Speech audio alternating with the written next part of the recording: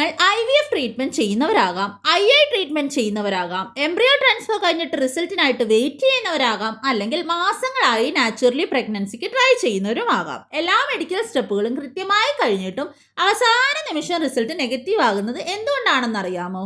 നമ്മൾ വരുത്തുന്ന ചില ചെറിയ തെറ്റുകൾ കാരണം ഭ്രൂണം ഗർഭപാത്രത്തിൽ ഒട്ടിപ്പിടിക്കാതെ പോകുന്നത് കൊണ്ടാണ് ഇത് സംഭവിക്കുന്നത്. നിങ്ങൾ എത്ര വലിയ ട്രീറ്റ്മെന്റ് ചെയ്താലും ശരീര ഇംപ്ലാന്റേഷന് തയ്യാറായില്ലെങ്കിൽ പ്രഗ്നൻസി പരാജയപ്പെടാം. ഈ പ്രശ്നം പൂർണ്ണമായിട്ട് പരിഹരിക്കാൻ സഹായിക്കുന്ന സയന്റിഫിക്കലി തെളിയിക്കപ്പെട്ട 5 വഴികളാണ് ഇന്ന് നമ്മൾ നോക്കുന്നത്. റിസൾട്ട് ടെസ്റ്റ് ചെയ്യേണ്ട ഡേറ്റ് എടുക്കും തോറും മനസ്സിലുണ്ടാകുന്ന പേടിയും ടെൻഷനും എത്രത്തോളം ഉണ്ടെന്ന് മനസ്സിലാക്കാൻ സാധിക്കും. എന്നാൽ നിരാശപ്പെടേണ്ട കാര്യമില്ല. പ്രകൃതി നമ്മുടെ ശരീരത്തിൽ എല്ലാ കാര്യങ്ങളും വളരെ കൃത്യമായിട്ട് ക്രമീകരിച്ചിട്ടുണ്ട്. നമ്മൾ ചെയ്യേണ്ടത് ആ സ്വാഭാവിക പ്രക്രിയയെ തടസ്സപ്പെടുത്താതെ ശരീരത്തെ ചെറിയ രീതിയിൽ സഹായിക്കുക മാത്രമാണ്. സ്വാഭാവികമായി ശ്രമിക്കുന്നവരാണെങ്കിലും IVF IUI ട്രീറ്റ്മെന്റുകൾ ചെയ്യുന്നവരാണെങ്കിലും ഈ ഇംപ്ലാന്റേഷൻ ടിപ്പുകൾ ഒരുപോലെ ഫലപ്രദമാണ്. ഇതിൽ ആദ്യത്തെ കാര്യം നമ്മളിൽ ഭൂരിഭാഗം പേരും വിചാരിക്കുന്നത് പോലെയല്ല.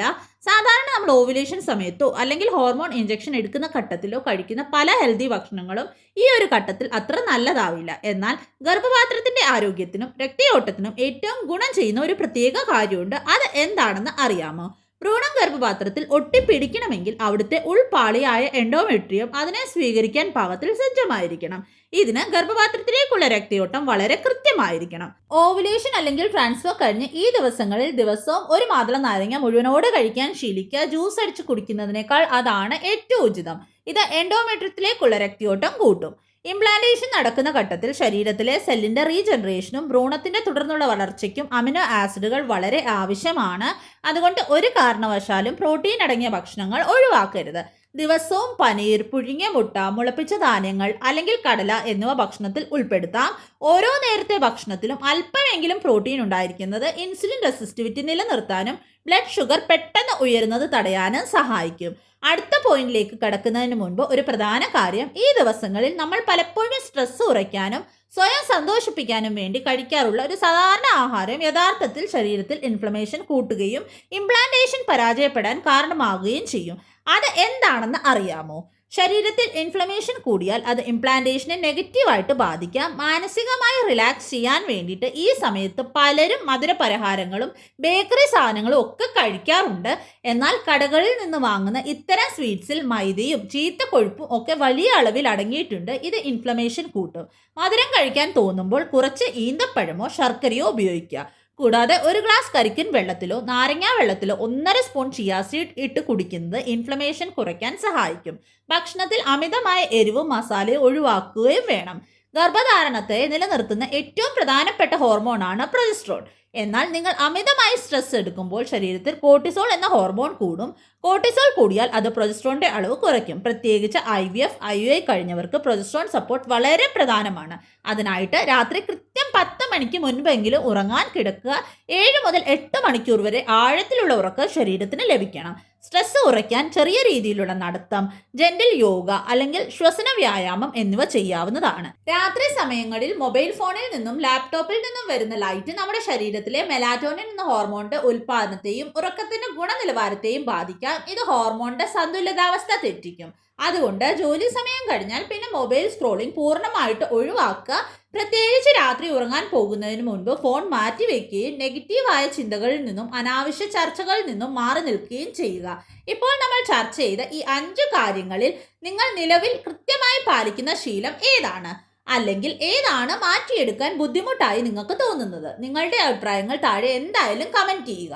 ഇനി ഇന്നത്തെ ഏറ്റവും പ്രധാനപ്പെട്ട ഒരു ബോണസ് ടിപ്പ് കൂടി പങ്കുവയ്ക്കാം. സ്വാഭാവികമായി പ്രഗ്നൻസിക്ക് ട്രൈ ചെയ്യുന്നവരാണെങ്കിലും IVF IUI ട്രീറ്റ്മെന്റുകൾ ചെയ്യുന്നവരാണെങ്കിലും പലരും ഇംപ്ലാന്റേഷൻ ദിവസങ്ങളിൽ പൂർണ്ണമായ ബെഡ് റെസ്റ്റ് എടുക്കാറുണ്ട്. എന്നാൽ ശാസ്ത്രീയമായി ഇതിന്റെ ആവശ്യമില്ല.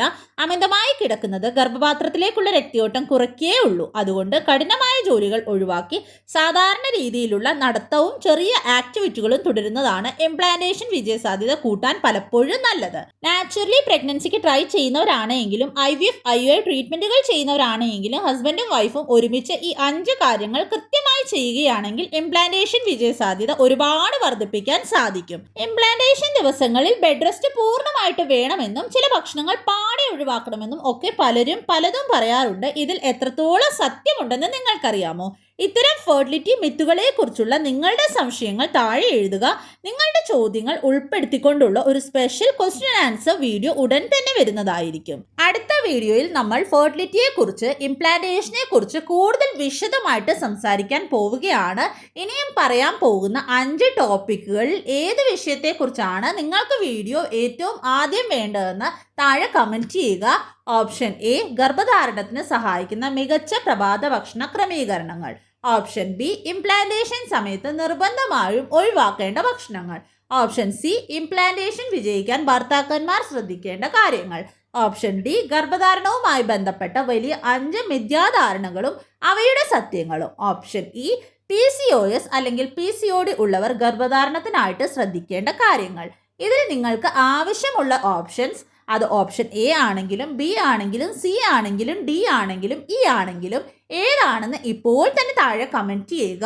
ഏറ്റവും കൂടുതൽ ആളുകൾ ആവശ്യപ്പെടുന്ന വിഷയം അടുത്ത ആഴ്ച അല്ലെങ്കിൽ അടുത്ത ടോപ്പിക്കായിട്ട് ഉടൻ തന്നെ അപ്ലോഡ് ചെയ്യുന്നതായിരിക്കും. ഒടുവിലായി ഒരു കാര്യം മാത്രം ഓർക്കുക. ഈ ഒരു കാത്തിരിപ്പിന്റെ കാലഘട്ടത്തിൽ മനസ്സിലുണ്ടാകുന്ന സങ്കടങ്ങളും സമ്മർദ്ദങ്ങളും ഒക്കെ തികച്ചും നാച്ചുറലാണ്. എന്നാൽ അമിതമായ ടെൻഷൻസ് നിങ്ങളുടെ ശരീരത്തെ ദോഷകരമായി ബാധിക്കുമെന്ന് തിരിച്ചറിഞ്ഞ് എപ്പോഴും പോസിറ്റീവായിട്ടും പ്രത്യാശയോടെയും ഇരിക്കാൻ ശ്രമിക്കുക. മനസ്സ് ശാന്തമായിരിക്കുമ്പോൾ പ്രകൃതിയും ശാസ്ത്രവും നിങ്ങളുടെ ശരീരത്തോടൊപ്പം ചേർന്ന് പ്രവർത്തിക്കും.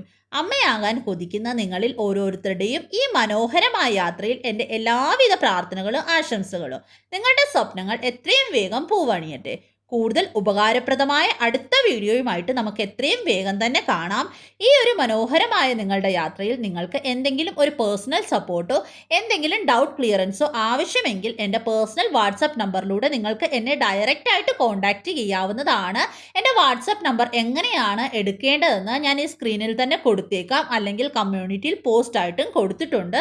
നിങ്ങൾക്കത് ചെക്ക് ചെയ്ത് നോക്കി അങ്ങനെ ഫോളോ ചെയ്ത് വാട്സപ്പ് നമ്പർ എടുത്ത് ഡയറക്റ്റ് ആയിട്ട് എന്നെ കോൺടാക്റ്റ് ചെയ്യാവുന്നതാണ്. Wish you all the best and God bless you dears.